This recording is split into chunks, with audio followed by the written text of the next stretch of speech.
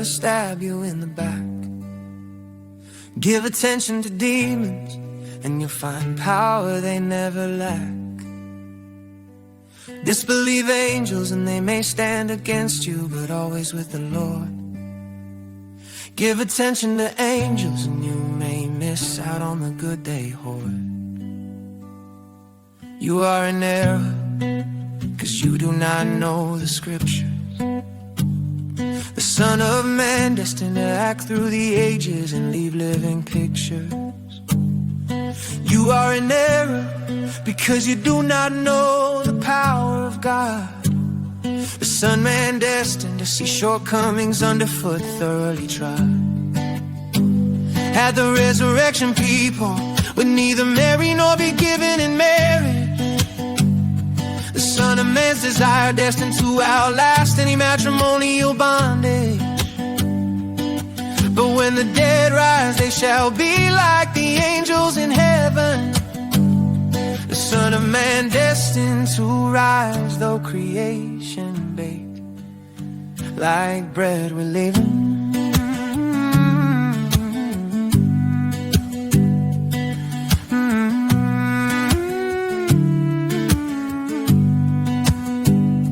The diligent helper is a man whose service often goes unappreciated, representing a reign as passive as active, but with victory already faded. The messengers bringing plague or revelation remain untamed, representing division among even their own with pride's mane. The stainless gears that turn with God's every advance, representing an invasion postponed to give mercy a chance. The transient thrill seekers catching us up in adventures yet to unfold, representing destinies already formed in eternity's future as if of old.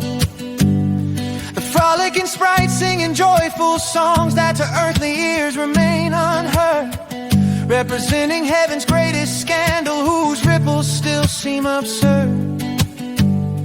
The empathetic brothers stealing into my solitary room of sorrows unseen, representing a father's graceful arm sure to outlast discipline for his team.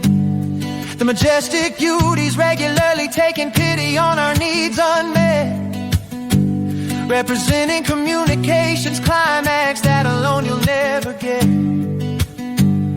The fearless comrade shielding lives yet remaining unknown, representing his kingdom's train and wheels that are out on loan. How much of our fruitfulness comes from their labor, while amongst ourselves trivialities we belabor? How much of our peace comes from their diligence, while amongst ourselves we spread fires of ambivalence?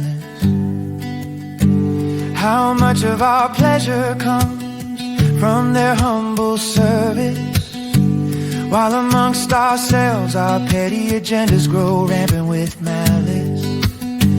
How much of our success comes from their warring for our hearts, while amongst ourselves we compare to have better looks or smarts?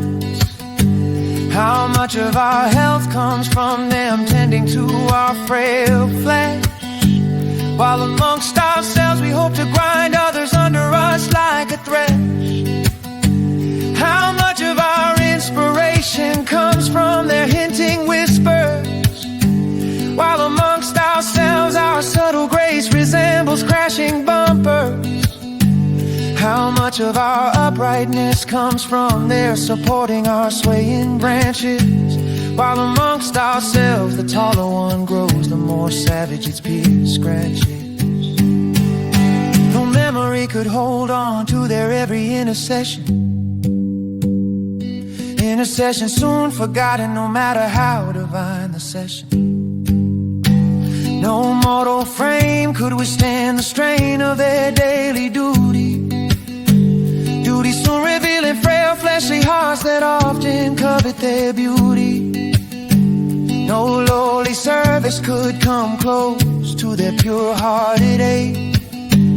Age soon elevating humble men to dangerously high seats that fade. No human heart could endure the times their hands are tied. Tied as soon as fallen man entertain that God withholds his life. The angelic hunger to taste of a hardship-tempered holy heart, meeting the human desire for our best to be known from the start.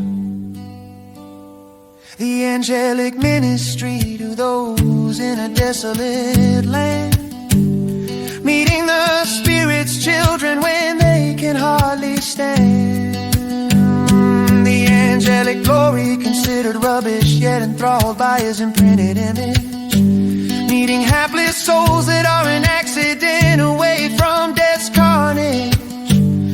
The angelic strength that has never known weakness or fear, meeting sickly and fearful vessels daring to hope as his words they hear.